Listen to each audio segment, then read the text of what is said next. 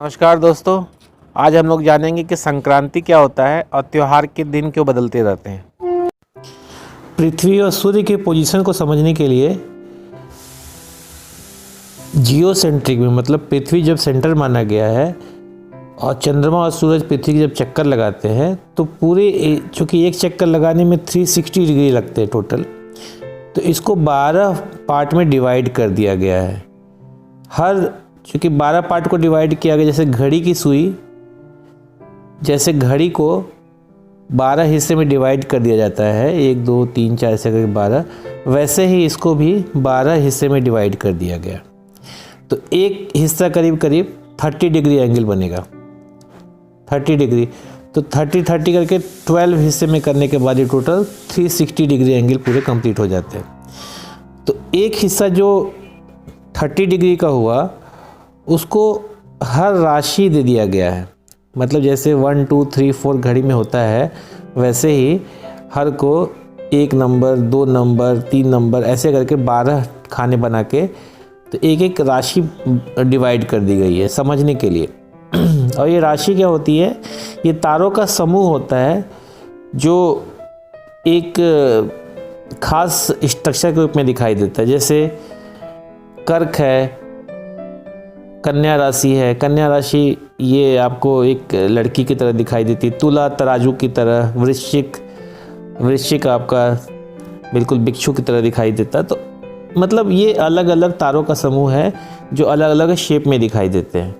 तो जब भी हमको ये सूर्य दिखेगा, सूर्य के पीछे हमने देखा तो मेष राशि दिखा, ठीक है। तो मेष राशि से फिर 30 डिग्री जब सूरज क्रॉस करेगा तो ये ऋषभ राशि में पहुंच जाएगा। तो ये 30 डिग्री जब क्रॉस करने के बाद दूसरी राशि में प्रवेश करता है, सूर्य एक राशि से दूसरी राशि में जब मूव करता है तो इसे हम लोग संक्रांति कहते हैं, ठीक है। ऐसे करके मूव करते करते करते करते टोटल 360 डिग्री कंप्लीट हो जाएगा, तो एक साल कंप्लीट हो जाता है इस तरह का।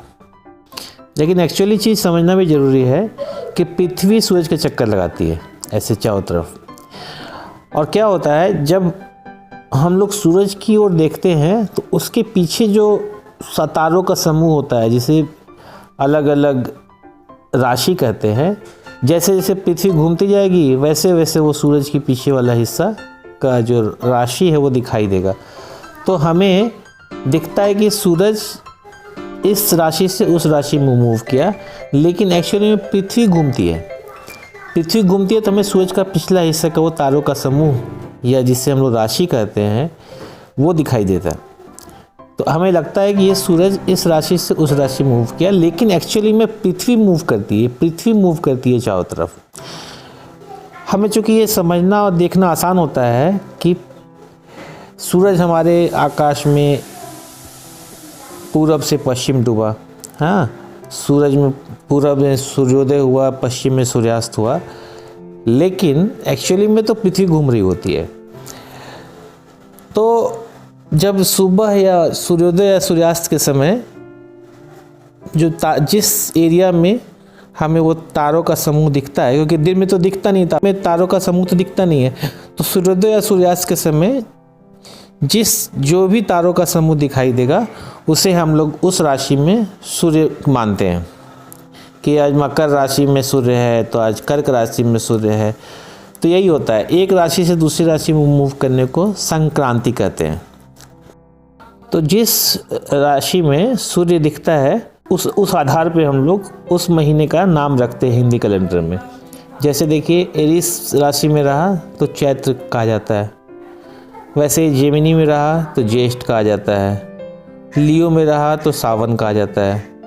ऐसे ही देखिए हर राशि के हिसाब से, कैप्रिकॉर्न में रहा तो पौष कहा जाता है, पाइसेस में रहा तो फागुन कहा जाता है। तो राशि के हिसाब से जिस राशि में सूरज होता है उस राशि के हिसाब से उस जगह का नाम, उस महीने का नाम रखा जाता है। तो ये सोलर ईयर हुआ, ये ल्यूनर ईयर हुआ था, ये ल्यूनर ईयर हुआ। तो ये कैसे होता है? तो मैंने बताया था एक राशि से दूसरी राशि में जब मूव करती है तो एक महीने कंप्लीट होते हैं सोलर ईयर में। तो जैसे ये चैत्र हुआ एक राशि से, फिर दूसरी राशि में वैशाख हुआ, फिर अगली राशि में फिर ज्येष्ठ हुआ। तो ऐसे राशि मूव करती है कि ये 12 महीने पूरे कंप्लीट हो जाएंगे। अब क्या होता है, जो संक्रांति के जो अमावस्या के बाद ल्यूनर ईयर का मंथ स्टार्ट हो जाता है।